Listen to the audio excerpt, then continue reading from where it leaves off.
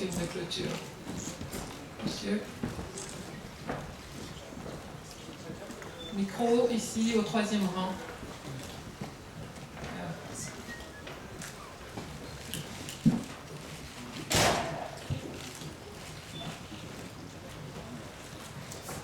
Bonjour. Donc j'ai vu que David Pacous faisait une apparition dans le film et j'aurais voulu savoir quelle était son implication dans le projet, comment vous avez travaillé avec Miles, et Jonah, je voulais savoir si vous aviez eu l'occasion de rencontrer Ephraim. So I saw that David had a cameo in the film, that you actually used a real character for a small part. So I wonder how you work with them. Did you use them for the writing process, and you for your act of the actors? Did you actually get to meet the real characters, David and Ephraim? The movie's based on these two real guys, if you don't know, and David, who Miles plays in the movie, was really instrumental in when we were writing the script. You know, I'd go down to Miami, I met with him a few times, we talked with him, sat down with him. He helped fill in a lot of the gaps. I mean, the film is based on a 5-page Rolling Stone article, but it's a 120-page screenplay. There's a lot of filling in that you have to do, and David was pretty helpful with a lot of that stuff. And so he came on set a few days, and he told me he plays guitar, so I thought it was funny to put him in the movie. But yeah, and then you met with him, right? Yeah, I mean, I met with David.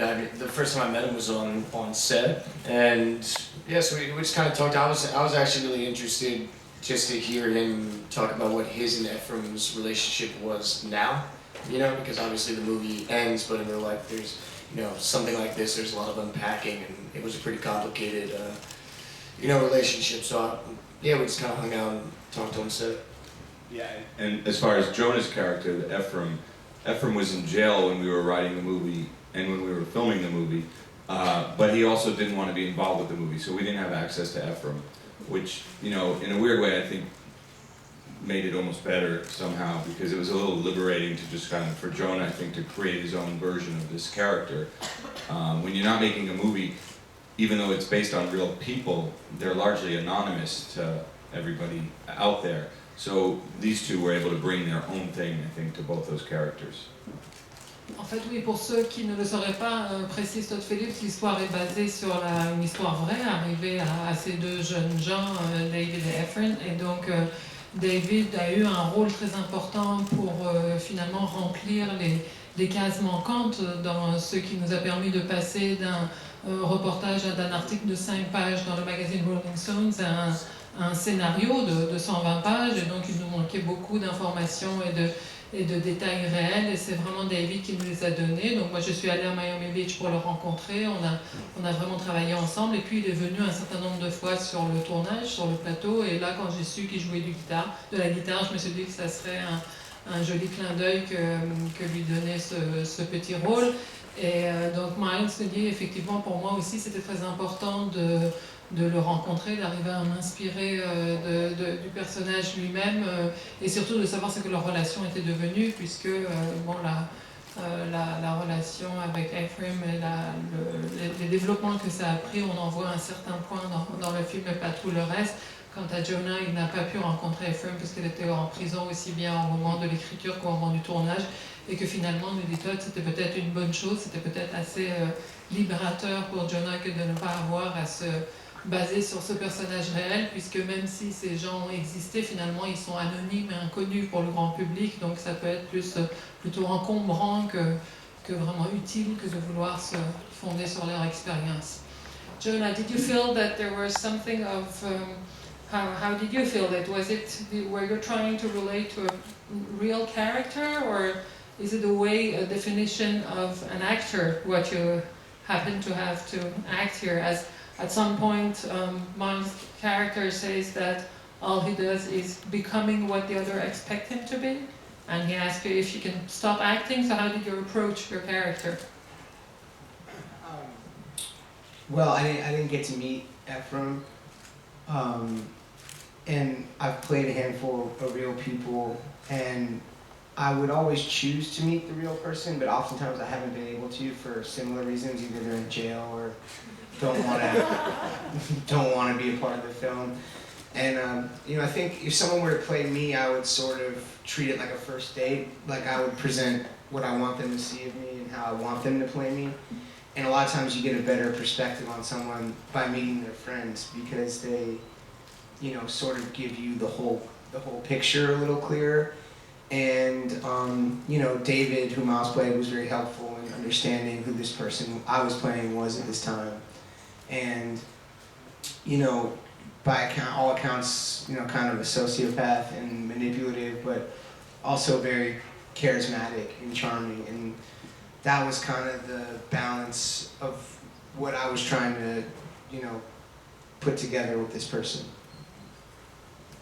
Oui, c'est vrai que là, en l'occurrence, je n'ai pas eu l'occasion de rencontrer Ephraim, mais on dirait qu'à chaque fois que je cherche à rencontrer des personnages que je dois incarner, une raison ou une autre m'empêche de le faire, soit parce qu'ils sont en prison ou qu'ils ne veulent pas être vus, mais en tout cas, je n'arrive pas à le faire de cette façon-là. Moi, je pense que si quelqu'un devait m'incarner moi, je ne serais pas certain que la meilleure chose, ça serait de me consulter moi, ou plutôt d'essayer de voir comment les autres me voient ou comment mon meilleur ami me voit. Finalement, c'est peut-être une approche plus juste et c'est l'occasion qui m'a été donnée ici avec David, moi aussi, le fait de pouvoir avoir le biais de son complice et de son ami m'a été très utile pour arriver à aborder ce personnage qui était assez intéressant dans l'équilibre qu'il représentait entre quelqu'un d'assez cynique, d'assez manipulateur, mais aussi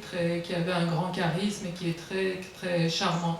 Donc il fallait essayer de trouver le juste milieu entre ces deux aspects du personnage. D'autres questions, monsieur? Bonjour. Alors moi j'ai une question pour Todd tout d'abord. Est-ce que justement vous avez fait ce film parce que vous pensez que le public aux États-Unis, les gens en général ou même dans le monde, est pas assez informé sur justement les raisons des guerres? Parce que c'est vrai que le début du film montre bien que justement vous êtes en train de dire vraiment comment se passe une guerre. Et donc est-ce que vous avez voulu faire ce film par rapport à ça, par le manque d'informations? Et puis j'ai une question pour les comédiens. Que pensez-vous justement? Est-ce que vous avez rencontré des jeunes qui ont fait la guerre? Comment vous avez abordé ce personnage en plus? Est-ce que vous connaissez des personnes qui sont parties, qui sont revenues? Comment vous avez un peu abordé ce personnage de ce côté-là? So Todd, this is a very entertaining film, but at the same time there is this opening that is very informative about the economy of war and the fact of acknowledging that war has a sign that is purely economic and that people maybe should be aware of it. Did you have this in mind for the American audience or for audiences in general to bring this information or this insight? And you as actors, Jonah and Miles, did you get to meet soldiers or veterans, or did you pay attention to this aspect of the characters? Well, I'll answer the first part, but yeah, I mean, ultimately, the movie's a movie about this friendship, but underneath it, what it's also about is the idea of war as a business, or as we say in the movie, war as an economy.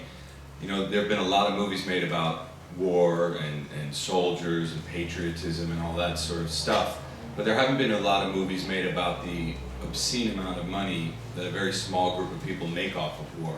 So I just thought it was, so yes, that was intentional, of course, and that is certainly part of what the film is about, shining a light on that.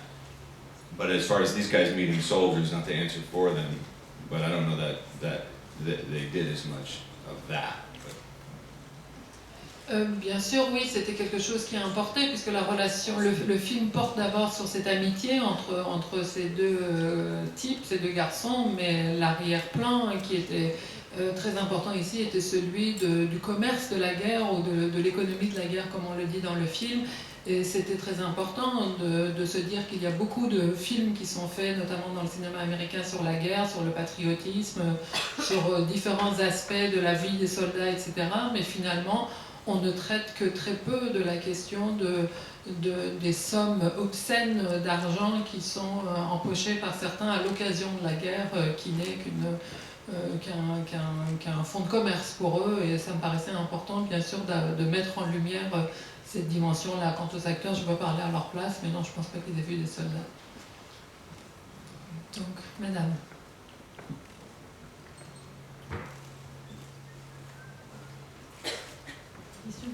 Une question pour Todd.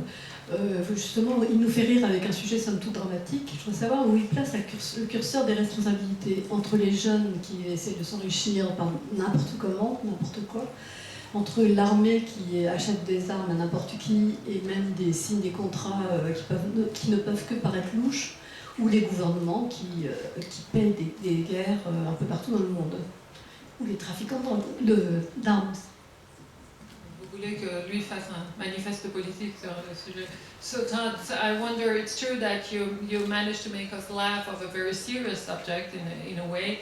So I wonder where you would see the responsibilities. Would you say that this is this kind of this guy these kids who are not really aware of the stakes and just trying to make some money?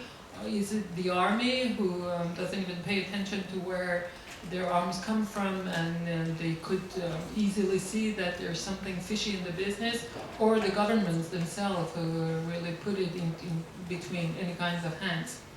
Well, I think if you watch the movie, you know, I mean, Bradley Cooper says it in the movie. He says the government wants to look the other way, don't give them a reason not to. And that's ultimately what the film's about. They knew these guys were sourcing. I mean, there was a worldwide drought in AK-47 ammunition after 2 Iraq wars. So they knew they were going to get these bullets in a nefarious way. They just didn't want to know, if that makes sense. And not until they really fucked up enough where it ended up on the cover of the New York Times, which is how the movie ends. The New York Times calls them, and that's when the government could ignore it no longer. But so the point is, I always look at the movie, and to me it's not an indictment on the 2 boys. It's an indictment on the U.S. government and more on their lack of oversight in let's just say, you know.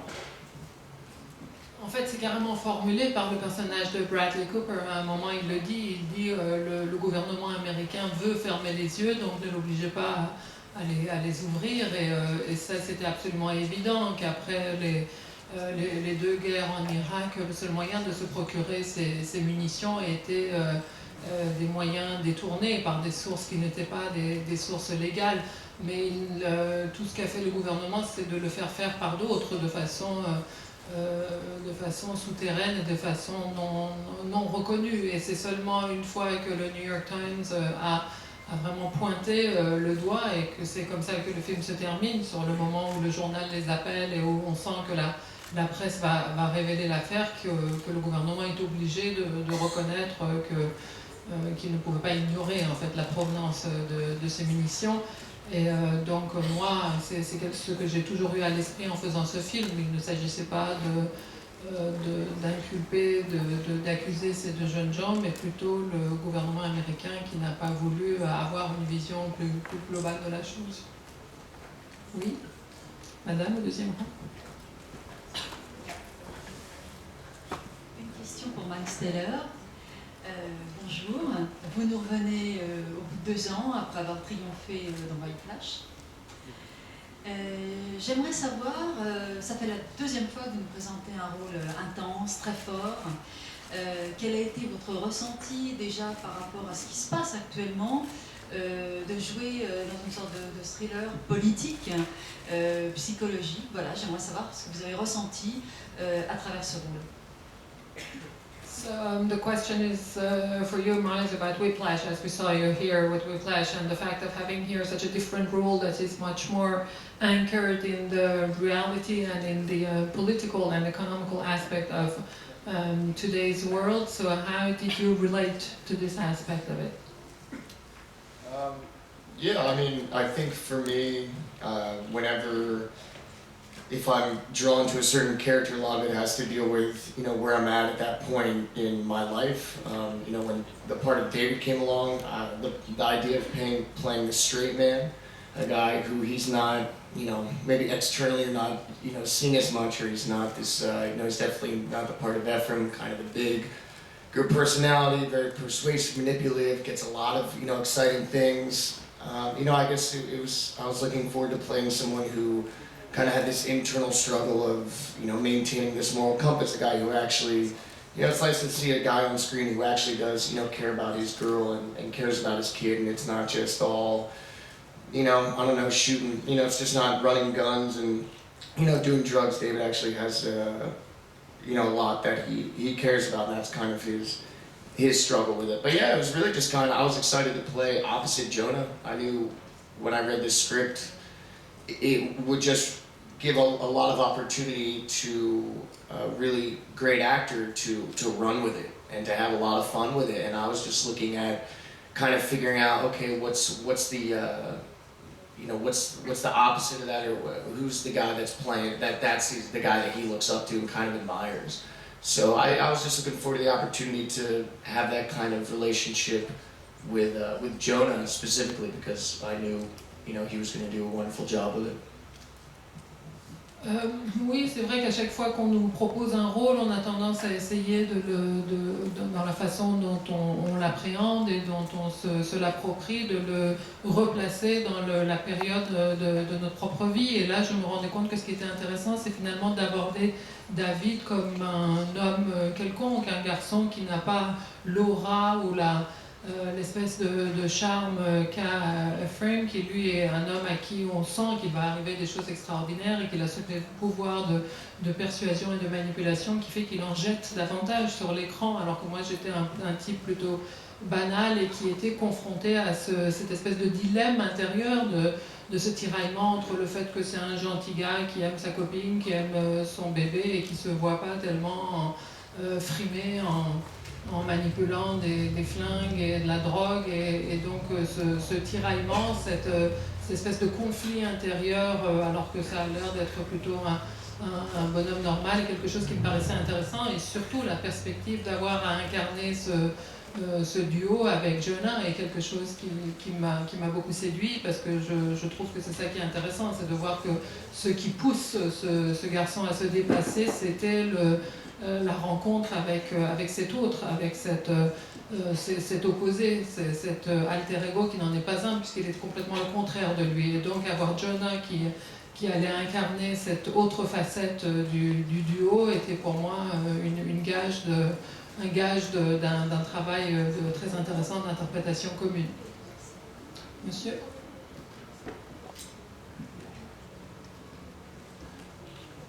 Bonjour, je voulais savoir, Todd, quelles étaient les relations de travail que tu avais avec Bradley Cooper, parce qu'il est acteur et producteur aussi sur le film.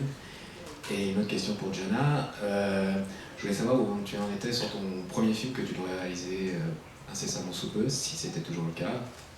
Et voilà. So one question for Todd and one for Jonah. So Todd, I want to know how's really your collaboration with Bradley Cooper, because he's on one side your producer, but also your partner. So how did you specifically on this project and more generally work together? And Jonah, I want to see how far you've been with the project of your first film as a director. Well, you know, obviously I met Bradley on the Hangover movies, A Very Bad Trip, and we became really good friends. And we just, over the years, would bounce ideas off each other. He's going to go do a movie, I'd read the script, or I was thinking about something. You know, Bradley is an interesting actor because he has a real producerial brain. He really thinks about all aspects of filmmaking, almost more than anyone I've ever worked with. So we just decided to join forces, and we started this little production company, and War Dogs is the first film we produced together. So I think he was invaluable for me ultimately. You know, he read all the drafts we wrote, he watched every cut, he came to test screenings. Obviously he's in the movie, which is a huge deal. But it's a pretty like standard partnership, but it's been exciting, yeah, it's been great. Ça a été effectivement une collaboration très riche depuis qu'on s'est rencontrés sur la série des Very Bad Trip. On a de cesse d'envisager des projets ensemble, on échange nos idées, on écrit des choses, on se fait lire mutuellement nos idées, nos débuts de scénario, et en l'occurrence ici ça a été très productif. Moi, ce que j'aime bien chez Bradley, c'est qu'il a vraiment un cerveau de production, c'est-à-dire aussitôt qu'il a une idée, il voit toutes les dimensions extrêmement complexes et multiples de ce que ça signifie de mettre sur pied un film, et donc c'est très rassurant et très, très stimulant de travailler avec quelqu'un qui a cette vision-là. Et donc sur ce projet-là, c'est comme ça que finalement on a monté cette boîte de production ensemble. Et ça, c'est notre premier film qu'on a produit ensemble. Et là, il a été extrêmement précieux sur toutes les étapes, puisqu'il a lead les premières ébauches du scénario. Après, évidemment, il a un rôle très, très important, ce qui n'est pas rien. Et puis, il est venu aux projections test. Vraiment, il a été là sur toute la ligne. Et c'est une collaboration très, très précieuse pour moi. Jonah, about your film? I go straight from here into pre-production on my film, start casting, and I'm very excited. And yeah, it's called Mid-90s, and I wrote it, and I'm gonna direct it, and the producers are Scott Rudin and Bennett Miller, and I hope it's very good and not bad.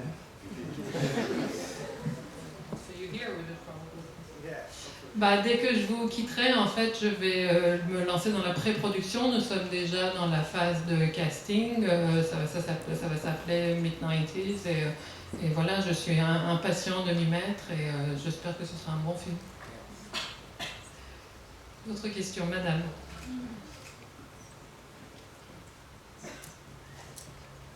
I have read somewhere that the real Ephraim is a big fan of the movie Lord of War, so I would like to know if you choose to make Jonah Hill character such a good big fan of Tony Montana, of Scarface for visual reason because of the way he's dressed and everything, or because it's technically happening in Miami, or because of the fact that the youth gonna know more about the Montana and Scarface kind of quotes or whatever.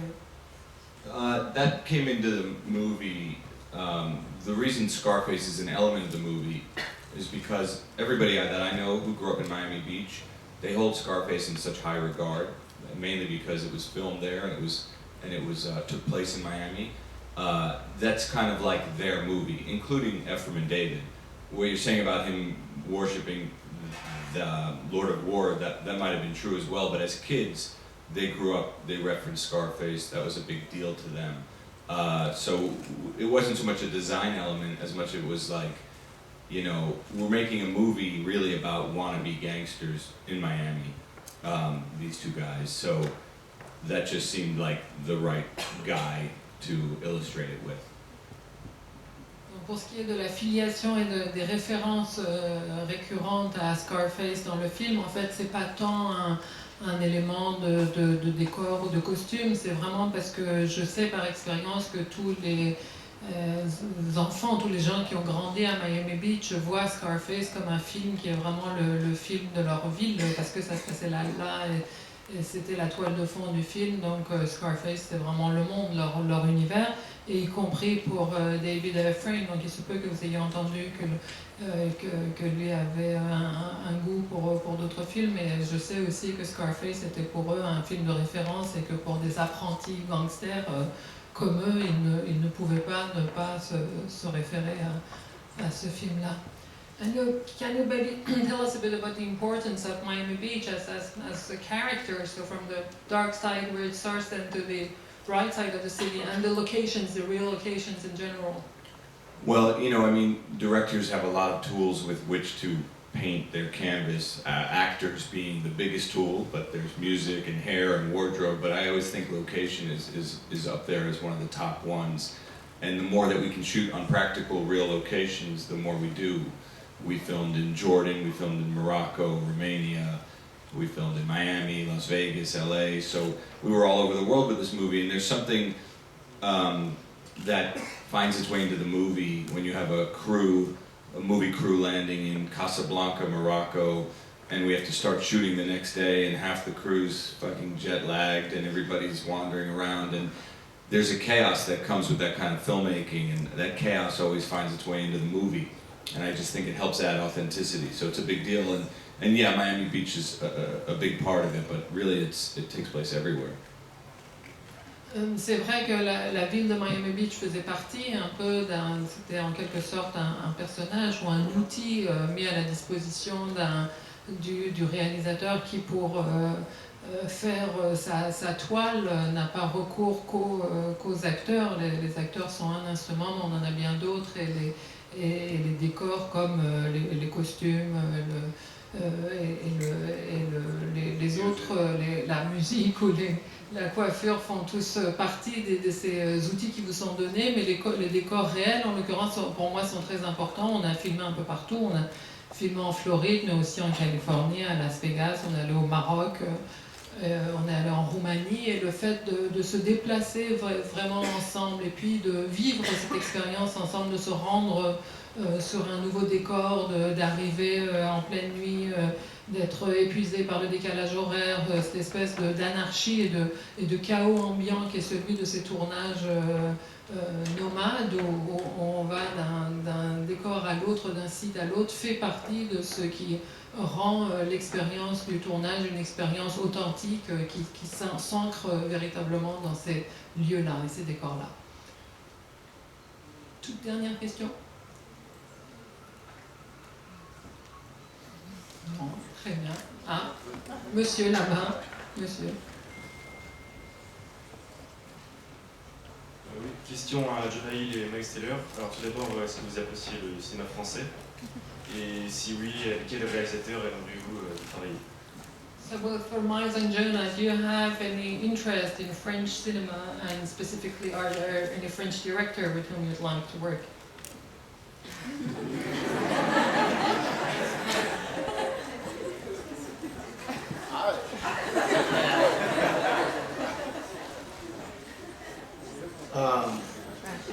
Where the director is from makes no difference to me. I've worked with directors, it's their very first thing they'd ever directed. I also am not a huge cinephile. There's a lot of great films I haven't seen. The silent filmmaker, is it E.A. Dupont? Is that E.A. Dupont he goes by? Yeah. Very limited, but I would love to. I just think, yeah, telling it,